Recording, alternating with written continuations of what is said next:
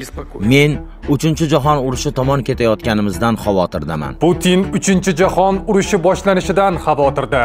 Без шуток. Men buni kinoyasiz, hazilsiz aytaman. Eron Isroilga qarshi yangi raketa to'lqinini uchirdi. Sirenalar yangramoqda. Eronliklar juma namoziga kafan kiyib borishdi.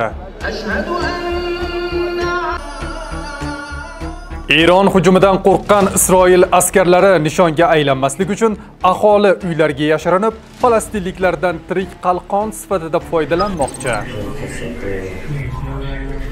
Isroil bosh shtabi rahbari Eronga qarshi uzoq urushga tayyorlanishga chaqirdi. To'liq tafsilotlar video davomidan o'rin olgan. Albatta like bosib, fikrlaringizni izohlarda qoldirishni unutmang. Unda biz to'liq tafsilotlarni e'tiboringizga havola qilamiz.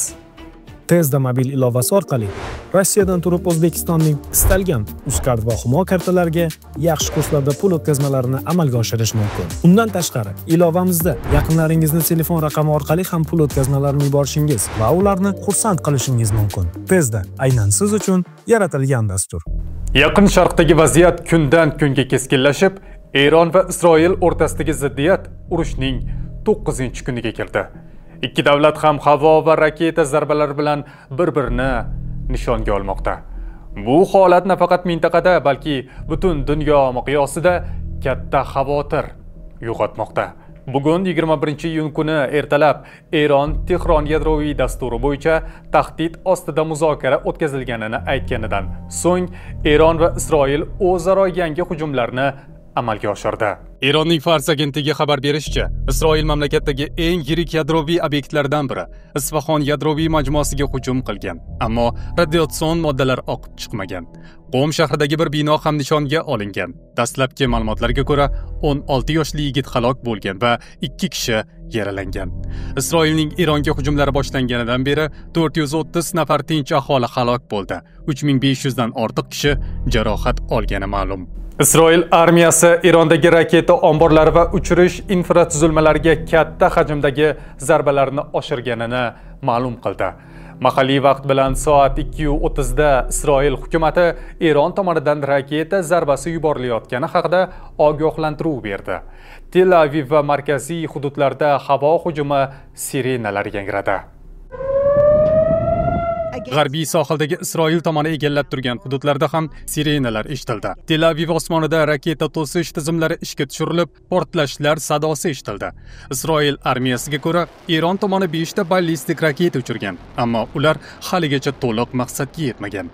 Isroilda halok bo'lganlar haqida dastlabki ma'lumot yo'q, faqatgina bir ko'p qavatli turar joy binosi tomida yong'in chiqqan. Bu qaytarilgan raketa parchalari sabab yuz bergani aytilmoqda. Eronning o'rta masofaga uchuvchi ballistik raketalarning bugun Isroilga zarba bergani ochiqlandi. Eron Fattoh 2 gipertovush raketasi orqali Isroilga uyushtirilgan hujumlar bo'yicha infografika taqdim etildi. Fattoh 2 Eron tomonidan ishlab chiqilgan gipertovush raketasi bo'lib, u Isroil hududiga temir gumbazni chetlab o'tib, yuqori ochiqlik va tezlik bilan nishonni urish imkonini bergan. Kecha Bersheva shahridagi Gavyam texnologik parki yaqinidagi binolardan biridagi kuzatuv kameralardan olingan video e'lon qilindi. Unda Eron raketasining kelib tushish lahzasi aks etgan. Eron raketa hujumi paytida isroilliklar yer osti yo'laklariga yashirinmoqda.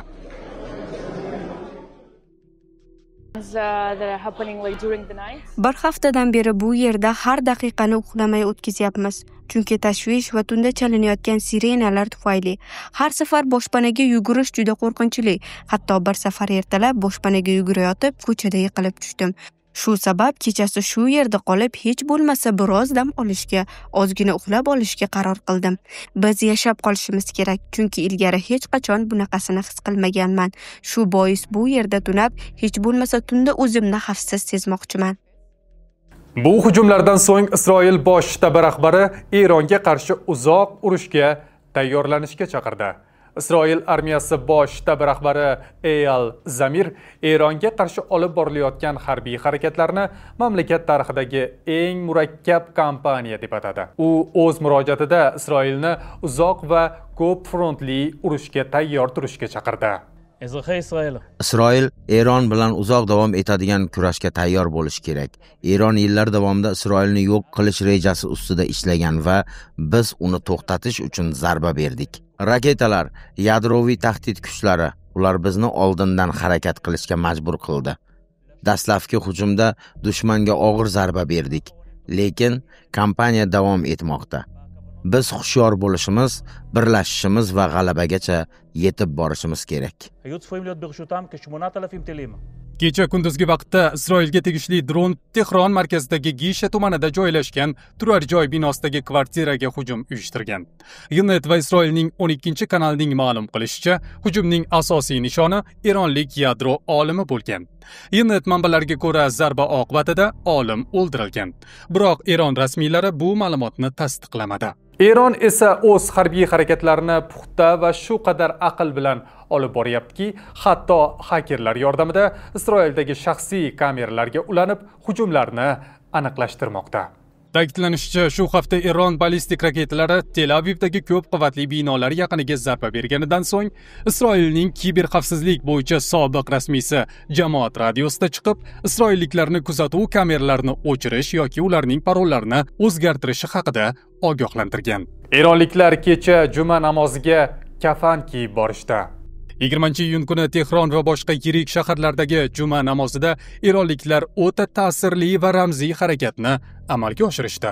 Ular ibodatga kafan kiyib kelishdi.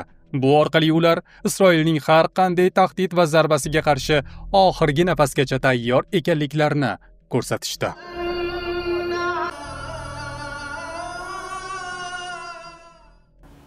Isroil Falastin uylarini harbiy bazalarga aylantirmoqda. Ta'kidlanishicha, Eronga havo hujumlari boshlanishi bilan Isroil harbiylari Hevron, Jenin, Ramalloh va Kalkidagi o'nlab uylarni egallab, oilalarni majburan ko'chirdi va u yerlarga askarlarni joylashtirdi. Aholi va faollar fikricha, buning maqsadi harbiylarni Eronning ehtimoliy zarbalaridan himoya qilish bo'lishi mumkin. Askarlar nishonga aylanmaslik uchun tinch aholi orasida yashirinmoqda. Faollar armiyani falastinliklardan tirik qalqon sifatida foydalanishda ayblamoqda. Isroil Hamasni aynan shu amaliyotda ayblagan edi. Xalqaro huquq buni taqiqlashga qaramay, bolalar huquqini himoya qilish guruhining ta'kidlashicha, Falastin bolalari hayotidan ko'ra Isroil armiya xavfsizligiga ustuvorlik berilmoqda. Isroil o'z hujumlarini parallel ravishda G'azoga ham yo'naltirmoqda. G'azo sektori bo'ylab Isroil hujumlari oqibatida shu kecha kunduzda 92 kishi halok bo'ldi. So'nggi haftalarda Isroilning oziq-ovqat yordami olishga urinayotgan falastinliklarga hujumlari ko'payib, o'nlab odamlar halok bo'lgan. Al Jazeera telekanali muxbiri Tariq Abu Azzumning aytishicha, yordam ko'rsatish joylarida odamlarga hujum qilish kundalik odatga aylanib bormoqda. Isroil harbiylarining ma'lum qilishicha, kuchlar gumonlanuvchilarga ularga yaqinlashishga yo'l qo'ymaslik uchun ogohlantiruvchi o'q uzgan. Bundan tashqari, Isroil droni Al-Shati qochqinlar lagerida falastinliklar elektr qurilmalarini zaryadlayotgan chodirga hujum qilib, 13 kishini o'ldirgan. Sankt-Peterburg xalqaro iqtisodiy forumida Rossiya prezidenti Vladimir Putin dunyo jamoatchilik diqqatini yana bir bor o'z fikrlari bilan o'ziga qaratdi. Unga Rossiya Eronni qo'llab-quvvatlamadi. Shuning uchun ishonchsiz ittifoqchi deya tanqid qilayotganlar haqida savol berildi. Putin bu kabi qarashlar va gap so'zlarni tarqatayotganlarni keskin qoraladi va ularni fitnachilar deb atadi. Rossiyaning ittifoqchi sifatida ishonchsiz ekani haqidagi afsonalarni yoyish fitna qo'zg'atishdir. Lekin bu harakatlar ularga naf keltirmaydi. O'z maqsadlariga erisha olmaydilar, dedi u.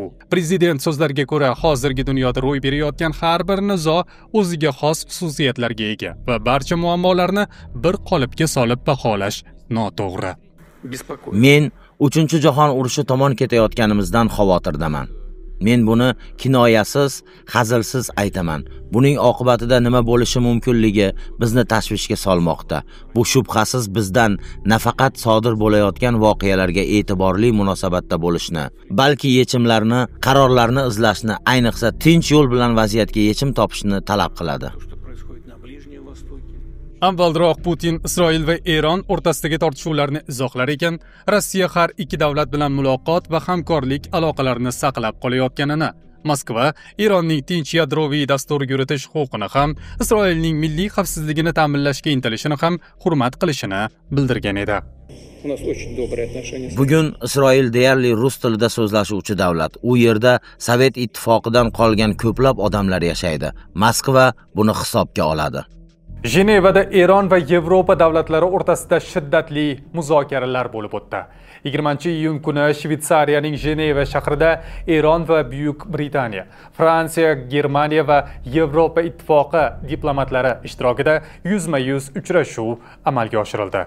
Bu haqda nufuzli Financial Times nashri xabar berdi. Bu uchrashuv Isroilning 13-iyun kunidan boshlab Eronga qarshi harbiy operatsiyalarni boshlaganidan keyin Tehronning g'arb diplomatlari bilan o'tkazgan ilk rasmiy muloqoti bo'ldi.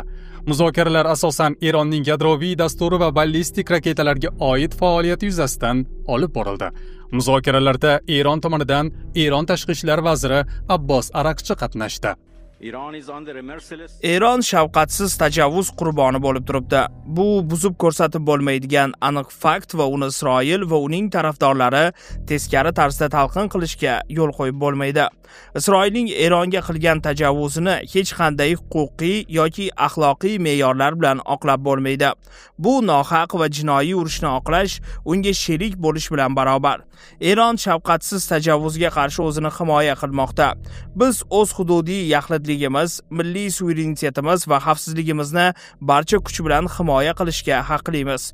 Bu bizning ajralmas huquqimizdir. Biroq Yevropa davlatlarining Eron bilan muzokaralari natijasiz yakunlandi. Har ikki tomon tinch yo'l bilan yechim izlashga tayyorligini bildirgan bo'lsa-da, aniq natija qayd etilmadi. Yaqin Sharqdagi bu ziddiyat endi orqaga yo'l qoldirmayapti.